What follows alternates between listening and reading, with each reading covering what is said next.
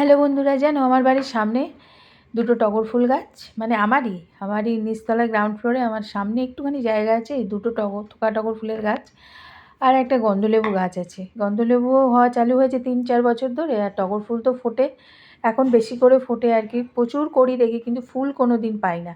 কেন পাই না সেটা তো বুঝতেই পারছো। যাই হোক, সেই নিয়ে আমার কোনো আফসোস নেই।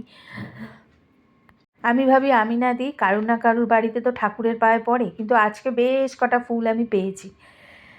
তো আমি তাদেরকে বলি, যারা ফুলগুলো নিয়ে যায় তাদেরকে আমি ফুলচোর বলি না, কেননা তারা তো ঠাকুরকেই দেয়। কিন্তু তারা যদি একটু ভাবে যে যার বাড়ির গাছ থেকে নিচ্ছি সেও তো সন্তানের মতো গাছটাকে লালিত পালিত করে, তার জন্য দুটো রেখে যাই। না, তারা সব নিয়ে যায়, সব কড়িটাও নিয়ে যায় পারলে। যাই হোক, আজকে নিজের কাছে ফুল দিয়ে পুজো দিতে পেরে খুব ভালো লাগছে। তো মানে কয়েকটা ফুল যদি রেখে যায় তাহলে কিন্তু আমিও একটু দিতে পারি। সব বাড়ির থেকেই তারা এরকম কালেক্ট করে, কিন্তু কারুর জন্য রাখে না। যাই হোক, তারপর লাঞ্চ মেনুতে চলে গেলাম। আজকে আমি একা আছি বাড়িতে, বউ বাপের বাড়ি গেছে। আর লাঞ্চ মেনু আজকে ভাত করেছি, আর এই আলু ফুলকপি দিয়ে পাতলা পাতলা একটা ঝোল, তার মধ্যে একটা ডিম সিদ্ধ দিয়ে রেখেছি, এটাই লাঞ্চ মেনু। আর একটু ফল আছে, কেননা গ্যাসের অবস্থা সবার মতো আমারও খুব খারাপ, জানি না আর একটা গ্যাস কবে পাবো। তো আজকে আসি, টাটা, সবাই ভালো থেকো।